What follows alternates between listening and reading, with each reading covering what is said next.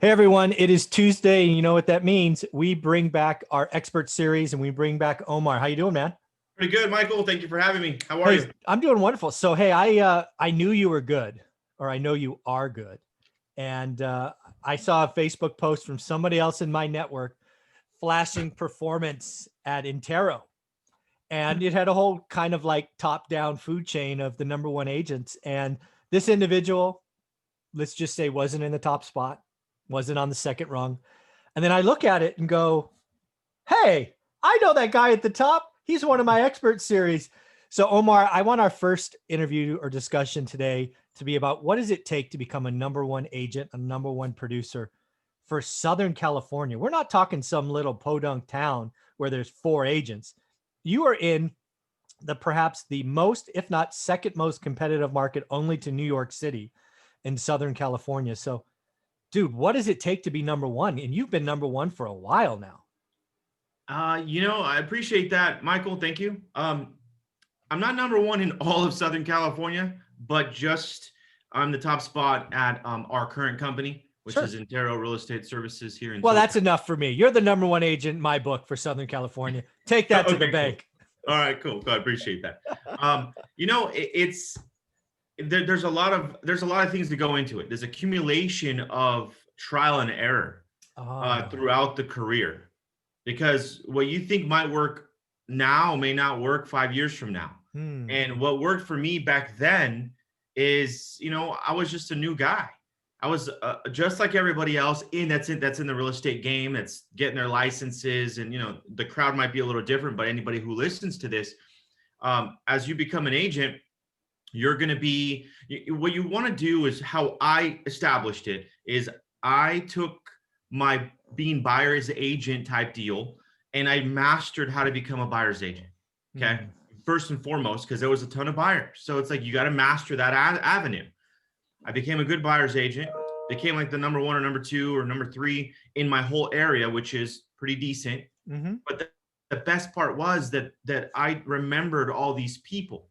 I put them in a system, in a database. It was an Excel spreadsheet. I'm not going to sit there and tell you that I had a great CRM. I Yeah. did not. It was an Excel spreadsheet as to who I represented throughout my years. So those buyers that bought all these nice properties, guess what they did later when it Mm-hmm. appreciated?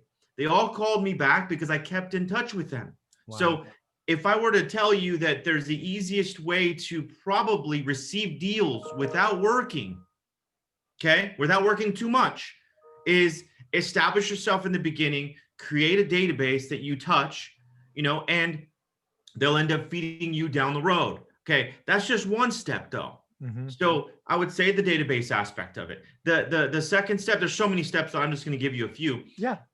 After that, I started learning how to become a listing agent, because that whole terminology, as in this industry, you got to list to last. Very, very true. And it's super key, because when the market changes, you want to be the person that provides the inventory.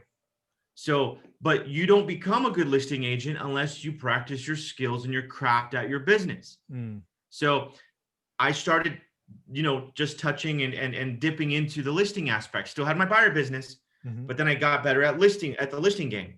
Okay. And then once you master the listing game, and by all means, I'm not mastering the listing game. I just go on so many appointments that numbers will speak for themselves. I get a lot of no's.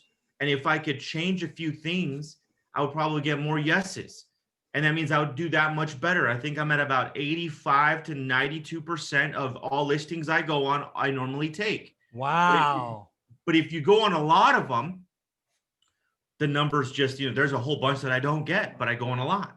So Yeah. the ones I do get make up for it. So in essence, if you're listening, master becoming a buyer's agent. And that's what worked for me. It may not work for you right now in this industry, because it's different, because right now it's a seller's market. Yeah. So go out and find more sellers to sell, create the inventory.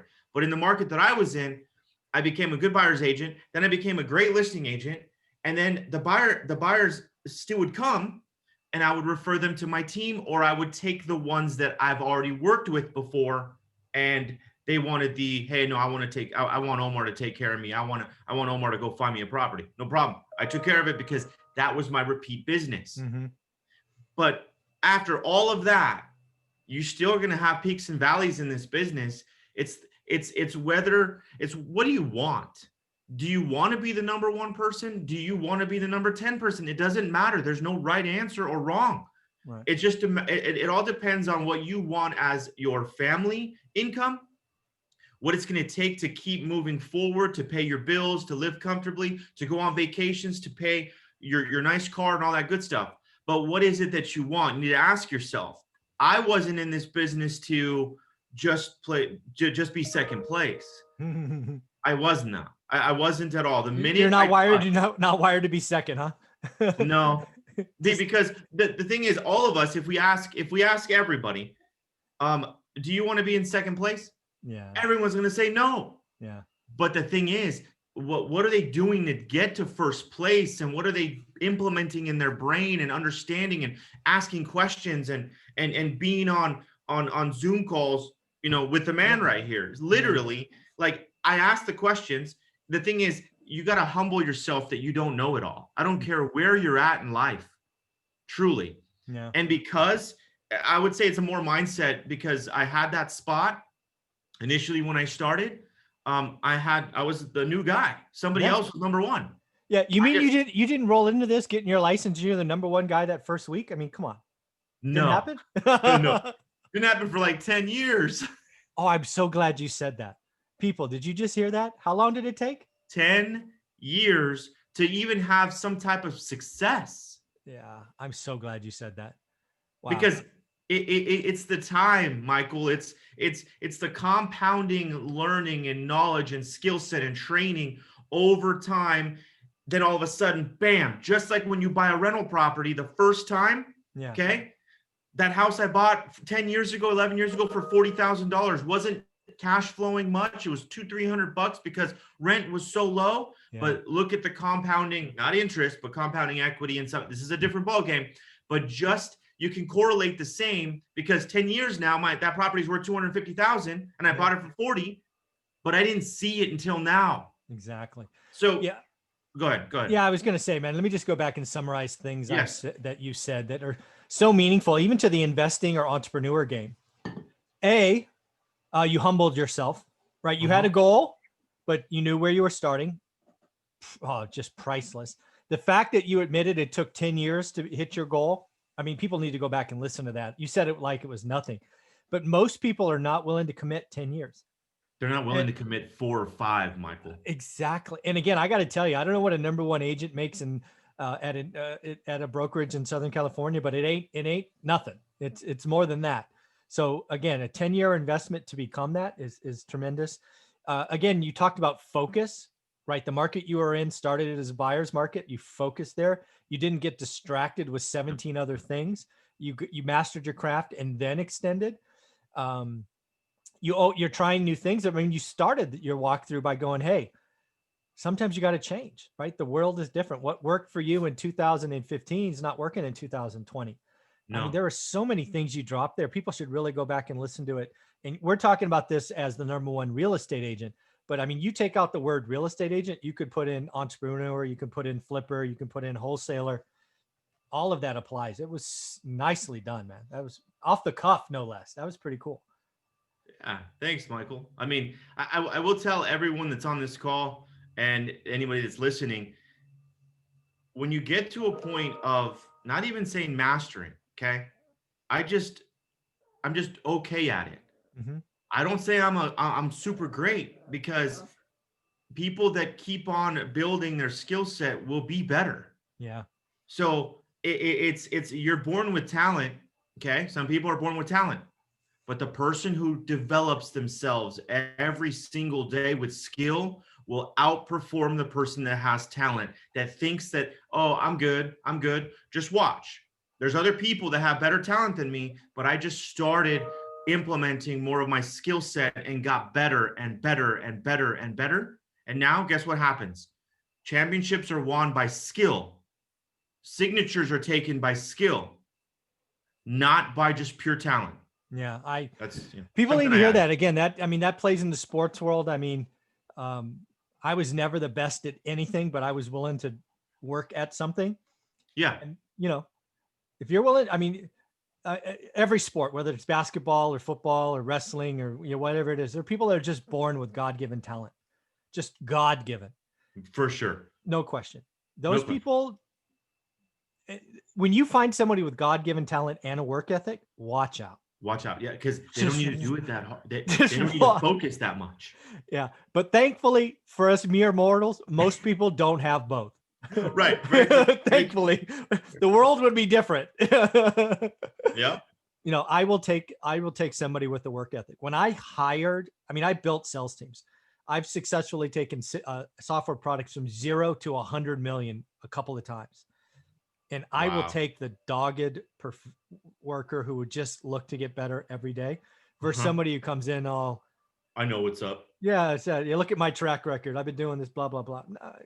This is hard. Going from 0 to 100 million, that's very different than going from 100 million to a billion. It's just different. You don't have the references. You don't have this. You don't have a database. Going from 0 to 100 million is 10 times harder than going from 100 million to a billion. So I want a certain talent. I want work.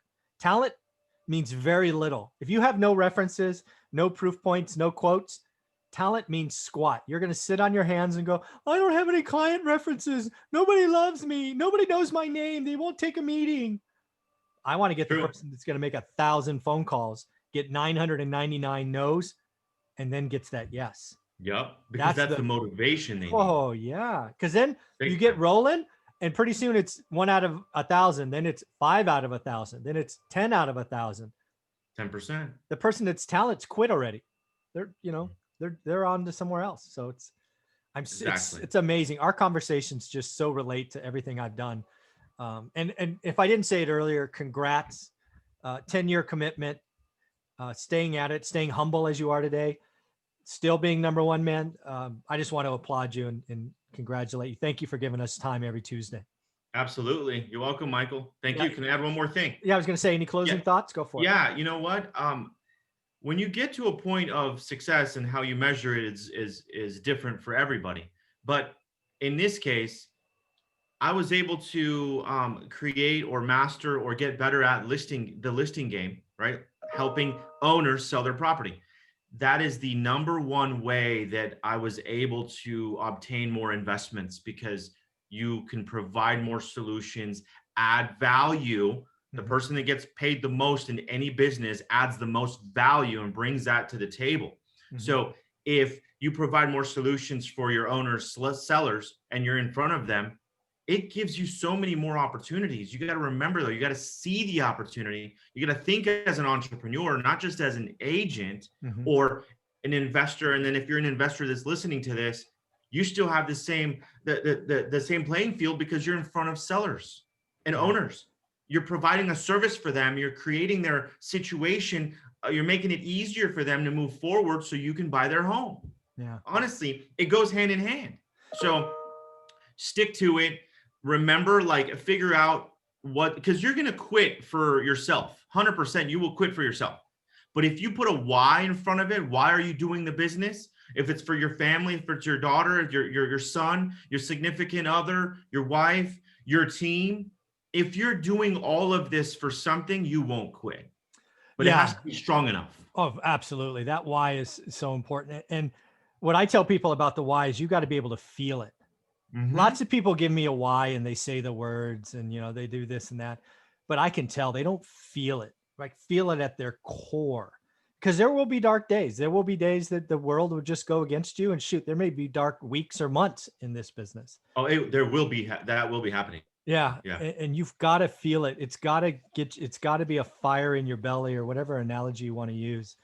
And for me, it was, I can still close my eyes, and I do this on occasion still, and remember being at my home as a teenager. I might've been 12. So, 12, 13, realizing that we were about to lose the house. I was going to have to move to Michigan with my grandparents, someplace I think I'd been once. And just realizing that my life was going to be fundamentally different because, we were housing insecure, food insecure. Life was tough. I never wanted to feel that way again. You want to know why I've had 2 or 3 jobs at different points in my life? You want to know why I went to college and paid for it? You want to know why I got a master's degree? You want to know why I look at my real estate market 20 minutes a day? It's because I never want to feel that way again. ever. That's a huge why. Oh, I mean, ever.